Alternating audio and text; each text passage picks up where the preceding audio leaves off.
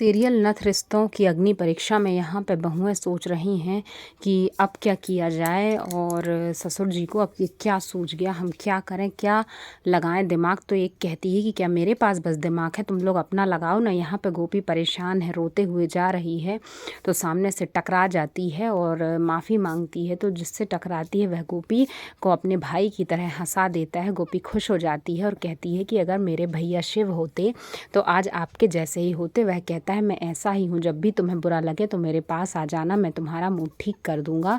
और अपने भाई को बहुत याद करती है, वहाँ से चली जाती है।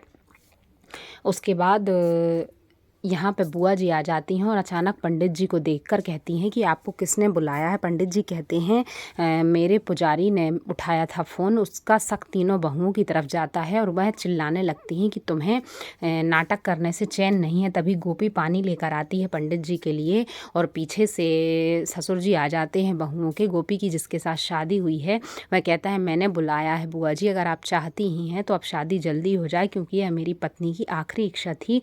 बुआ जी कहती हैं इतने जल्दी ये सब कैसे होगा। तो वह बोलता है कोई बात नहीं, आप बताइए पंडित जी मुहूर्त कब का है। और मन में सोचता है अब गोपी रुक जाओ, मैं तुम्हें मजा चखाता हूँ। तभी पंडित जी कहते हैं कि 3 दिन बाद का मुहूर्त है और तीनों बहुएं खुश हो जाती हैं कि अब ससुर जी की शादी हो जाएगी। लेकिन गोपी बहुत दुखी हो जाती है, रोने लगती है और सोचती है अब मैं क्या करूं, ये सब मुझे सताने के लिए कर रहे हैं। गोपी बहुत दुखी है और बहुएं बहुत खुश हैं। यहाँ पे दौड़ कर चली जाती है गोपी किचन में और रोने लगती है। कहती है मैं क्या करूं, एक तरफ ये शादी है और दूसरी तरफ ये ज़माना और मेरी माँ के संस्कार मैं कैसे निभाऊं और कैसे बचाऊं अपनी शादी। क्या करूं, यहाँ से चली जाऊं या फिर यहीं रहूं।